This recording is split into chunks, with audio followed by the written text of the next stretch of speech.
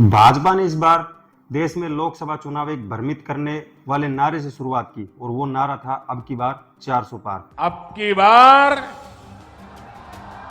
अब की बार अब की बार और इस नारे को लेकर आग में घी तब डला जब बीजेपी के ही कुछ नेताओं ने ये कहा कि इस बार बीजेपी को 400 पार इसलिए चाहिए क्योंकि हमें देश का संविधान बदलना है। लेकिन भारत की जनता ये बिल्कुल बर्दाश्त नहीं कर पाई और उनके किसी भी नारे का असर उन पे नहीं चला और बीजेपी को 240 सीटों के ऊपर रोककर एक ना बोलने वाला सबक दे दिया गया। आखिर ऐसी क्या कमियां रही? अब अगर बात की जाए फिलहाल की कंडीशन की, जिस प्रकार मोदी सरकार हमेशा अकेले शासन चलाती थी, लेकिन इस बार उन्हें बैसाखी का सहारा लेना पड़ रहा है, जिनमें उनके दो कंधे सहारा बने हुए हैं। पहले सहारे की बात कर ली जाए तो वो नीतीश कुमार, दूसरे चंद्रबाबू नायडू।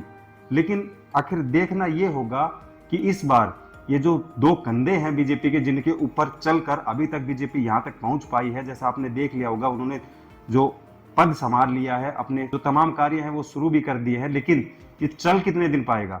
आखिर बीजेपी की कमियां भी रही तो क्या रही इस बार? तो समस्त प्रकार की जो चर्चाएं हैं वो आज इस वीडियो में हम आपको पूरा जो विश्लेषण है, या यूं कहें कि विश्लेषण का जो निचोड़ है, वो आपको इस आधार पर बताएंगे कि जिसको देखने के बाद आप ये समझ जाओगे कि आखिर बीजेपी को 240 सीटें मिलने के पीछे देश की जनता का क्या विचार दिखा। देखिए दर्शकों, जैसे सचिन जी ने आपको बताया कि आज का वीडियो मुख्य रूप से इस आधार पर होने वाला है, जो आरएसएस लगातार कमियां आपको निकाल रहा है बीजेपी में, या लगातार अहंकारी बता रहा है, उसके बाद ये बीजेपी सरकार कितना लंबा चलेगी या नहीं चलेगी, इस पर पूरी तरीके से हम चर्चा करने जा रहे हैं इस वीडियो में। हम आपको इस वीडियो में 5 ऐसे पॉइंट बताएंगे जिसकी वजह से बीजेपी को बड़ी हार मिली और ये सरकार पूरे 5 साल नहीं कर पाएगी। तो वीडियो के अंत तक आप बने रहिए। पहला पॉइंट आपके निकल कर आता है कि पूरा चुनाव आपके मोदी की गारंटी पर लड़ा गया, और ये मोदी की गारंटी है। आपने देखा होगा कि लगातार आपके हर भाषण में लगातार ये कहा जा रहा था कि ये मोदी की गारंटी है, प्रधानमंत्री मोदी ही आपके मैनिफेस्टो के प्रमुख चेहरा थे, और लगातार ये कहा जा रहा था कि मोदी जी, मोदी सरकार, मोदी, सब कुछ हर जगह मोदी ही मोदी रहा है इस बार चुनाव में बीजेपी की तरफ से देखा जाए। तो जिसके बाद ये साफ साफ हो जाता है कि अहंकार की इस बार कोई भी कमी नहीं थी, जो लगातार आपके आरएसएस दावा कर रहा है। तो अब अहंकार को जनता ने सीधा सीधा सबक सिखाया और सबक सिखाते हुए बीजेपी को 240 पर रोक दिया। तो पहला फैक्टर तो यही निकल कर आ रहा है कि जो मोदी की गारंटी पर चुनाव लड़ा गया वो जनता को बिल्कुल पसंद नहीं आया, क्योंकि अहंकार को कभी भी भारत की जनता पसंद नहीं करती आई है, चाहे वो पहले भी इतिहास को देख लिया जाए दर्शकों। दूसरा पॉइंट की अगर तरफ बढ़े तो आपको सचिन जी बताएंगे कि दूसरा पॉइंट क्या रहा इस बार चुनाव में बीजेपी का इतना नीचे आने का। तो दर्शकों, दूसरा जो फैक्टर मैं आपको बताऊं तो वो ये है कि भारत ने कभी भी तानाशाही का अंगीकार नहीं किया। इसको मैं थोड़ा एक्सप्लेन आपके साथ कर दूं कि जिस प्रकार इन चुनाव में प्रधानमंत्री मोदी जी की एक छवि क्रिएट की गई, वो उसमें काफ़ी सारे फैक्टर रहे, जिसमें आपके विपक्ष ने भी एक अहम भूमिका निभाई। साथ ही बहुत सारे यूट्यूबर्स, बहुत सारे सोशल मीडिया द्वारा एक प्रधानमंत्री जी की एक डिक्टेटरशिप वाली छवि जो है जनता के सामने प्रस्तुत की गई और बताया गया कि किस प्रकार नरेंद्र मोदी जी लोकतंत्र में बिल्कुल विश्वास नहीं रखते, यानी ये कहें कि जो वो कहते हैं वही सही है, यानी ये वाली फीलिंग उनके तरफ रखी गई। अगर थोड़ा सा वक्त को पीछे देखा जाए, यानी इतिहास में चला जाए, तो इतिहास में इंदिरा गांधी जी की भी छवि कुछ इसी प्रकार से उस समय बन गई थी, जो आपको 1977 में हुए चुनाव में देखने को भी मिली। कांग्रेस की सीट तो छोड़िए, एक छोटे से प्रत्याशी से इंदिरा गांधी जी खुद की सीट भी हार गई। यानी आप समझ सकते हो कि जो तानाशाही एक शब्द होता है, उससे हिंदुस्तान की जनता जो है इतना नफरत करती है जिसका कोई तोड़ ही नहीं है, ना विपक्ष के पास है ना पक्ष के पास। और वही कुछ इस बार हमें देखने को मिला और ये छवि जो है नरेंद्र मोदी जी के खिलाफ एक प्रकार से जहर घोलने का काम किया। तो ये वक्त गवाह है कि जब जब हिंदुस्तान की जनता पर तानाशाही की गई, जनता ने उसे ठुकरा दिया और वही हमें देखने को मिला। तो दर्शकों, ये अब तक 2 फैक्टर हो चुके हैं, बाकी के बचे हुए 3 फैक्टर भी उतने ही महत्वपूर्ण हैं बीजेपी की हार के कारण के लिए। अगले जो फैक्टर है वो सर आपको बताएंगे कि तीसरा फैक्टर क्या है जो बीजेपी को हार की तरफ ले जाता है। तीसरा पॉइंट दर्शकों निकल कर आता है आरएसएस और बीजेपी में अनबन। आरएसएस और बीजेपी में लगातार आप बयानबाजी अभी हाल ही में देख रहे होंगे। विभिन्न आपके आरएसएस के प्रमुख हों, चाहे मोहन भागवत जी या फिर आरएसएस के बड़े नेता, लगातार बीजेपी को या बीजेपी के जो प्रमुख नेता हैं उनको अहंकारी बता रहे हैं और कहीं ना कहीं उनका इशारा प्रधानमंत्री मोदी की तरफ भी है। और इनको देखकर बीजेपी और आरएसएस में लगातार तनाव की स्थिति उत्पन्न हो गई है। और जब जब इतिहास में देखा गया है कि बीजेपी और आरएसएस में तनाव हुआ है तो बीजेपी की सरकार आपके कमजोर हो गई है।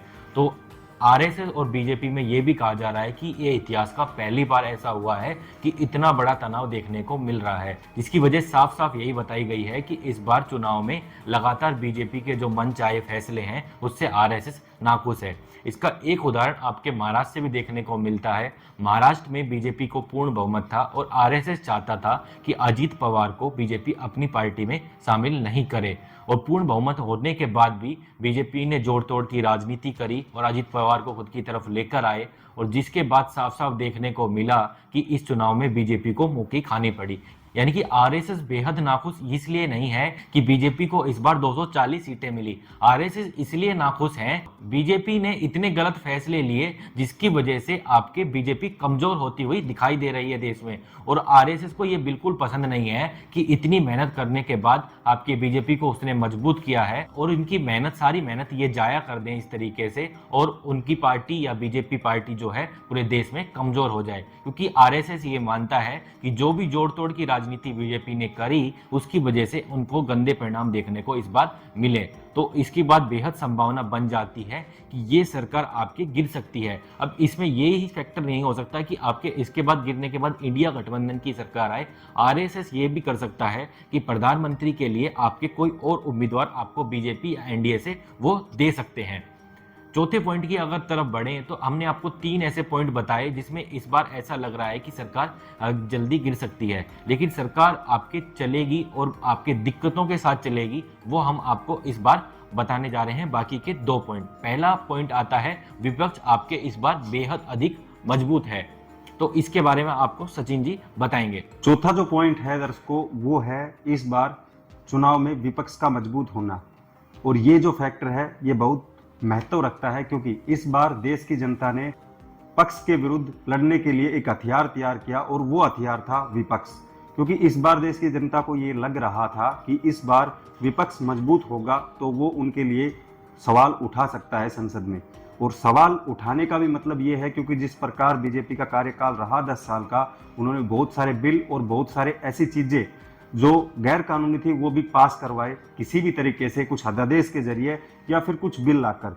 लेकिन वहां पर विपक्ष को कुछ समझा नहीं जा रहा था क्योंकि विपक्ष इतना मजबूत न होने के कारण वो अपने सवाल रख ही नहीं पा रहा था। लेकिन इस बार जनता ने इनके विपरीत जो है वो सोचने का काम किया और सोचे कि अगर इस सरकार को किसी तरह काबू में लाना है तो विपक्ष को मजबूत करना होगा, और एक ये फैक्टर भी इस बार देखने को मिला और जनता का जादू जो है वो चला और विपक्ष को इतनी सीटें मिली। यानी कि अगर इस पॉइंट को आसान भाषा में हम दर्शकों को समझें तो साफ साफ ये है कि विपक्ष की लगातार सुनी ही नहीं जा रही थी क्योंकि उनके पास एक ऐसा सम्मानित आंकड़ा नहीं था। लेकिन इस बार सम्मानित आंकड़ा है और वो सम्मानित आंकड़ा कहीं ना कहीं प्रधानमंत्री मोदी को सरकार चलाने में कठिनाई उपलब्ध कराएगा, क्योंकि जब जब आपके प्रधानमंत्री मोदी चाहेंगे कि वो अपने आधार पर कोई भी कानून या बिल पास करवा दे तो ऐसी संभावना बेहद कम हो जाएगी, क्योंकि विपक्ष की सहायता भी उनको जरूरत होगी कोई भी बिल पास कराने में। और विपक्ष अगर पुरजोर तरीके से आपके विरोध करेगा या फिर जैसे जनता ने सोचा है कि विपक्ष उनकी आवाज़ उठाएगा तो हो सकता है कि इस सरकार चलाने में बेहद अधिक आपके कठिनाइयाँ आपको देखने को मिले। अगर हम 5वें पॉइंट की तरफ बढ़ें दर्शकों तो वो इस वीडियो का अंतिम पॉइंट भी है कि चुनाव परिणामों से नरेंद्र मोदी यानी प्रधानमंत्री मोदी की एक अग्नि परीक्षा होने वाली है। क्योंकि जैसे दर्शकों आपने देखा होगा इस बार के जो परिणाम निकल कर आए उसके बाद बीजेपी बैसाखियों पर आगे खड़ी हो गई। एक तरफ आपके रिमोट है आंध्र प्रदेश में बैठे चंद्रबाबू नायडू जी के पास, एक तरफ रिमोट है आपके पटना में बैठे नीतीश बाबू के पास। यानी कि बीजेपी को 2 बैसाखियों की जरूरत है इस बार पूरा 5 साल सरकार चलाने के लिए। लेकिन जैसे अगर प्रधानमंत्री जी के इतिहास को देखा जाए तो प्रधानमंत्री मोदी खुद के दम पर सरकार चलाने के लिए जाने जाते हैं। वो सीधे अपने ही कड़े फैसले लेते हैं और जिसके बाद बेहद अधिक संभावना ये लगती है कि वो इस बार बैसाखी सरकार को चलाने में उनको बेहद दिक्कतों का सामना करना पड़ेगा और वो उनकी जिस प्रकार की कार्यशैली है कि वो एक तरफा फैसले लेते हैं और वो इस बार भी वो लेने की कोशिश करेंगे, जिसके बाद बेहद अधिक संभावना बन जाएंगी कि सरकार गिर सकती है। कुछ ऐसे मुद्दे हैं जैसे कि यूसीसी हो या फिर आपके अग्निवीर का मुद्दा हो, आपके जेडीयू भी उसका विरोध करते हुए दिख रहा है। अगर ऐसे मुद्दे फिर से आपके सरकार लेकर आती है तो हो सकता है कि ये सरकार गिरने की बेहद अधिक संभावनाएं हो सकती हैं। तो हमने आपको ये पूरा विश्लेषण के आधार पर 5 पॉइंट पे ये समझाने की कोशिश की कि कैसे आपके आरएसएस की जो खामियां निकालनी शुरू करी हैं उसके बाद बीजेपी की सरकार आपके गिर सकती है। आपको क्या लगता है कि बीजेपी की सरकार गिर सकती है या नहीं? नीचे कमेंट बॉक्स खुला है, उसमें आप अपनी राय जरूर बताइएगा।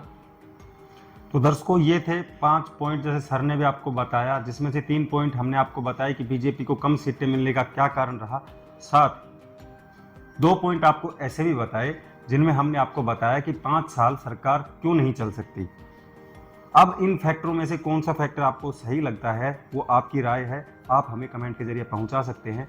और इस वीडियो को अगर यहाँ तक देख ली है तो सबसे पहले जाके इस वीडियो को लाइक कर दो और उम्मीद करते हैं कि इस वीडियो की जो जानकारी है वो आप अपने तक ही सीमित नहीं रखेंगे, इसको अपने परिवारजनों और अपने रिश्तेदारों के पास साझा करेंगे ताकि उनको ये पता लग सके कि बीजेपी इस बार क्यों हारी रेस में। और दूसरा, अगर आपने हमारा चैनल अब तक सब्सक्राइब नहीं किया तो जाके सबसे पहले चैनल को सब्सक्राइब कर लो, उसी के पास जो बेल आइकन है उसको भी प्रेस कर लो ताकि आपका और हमारा जुड़ाव लगातार रह सके।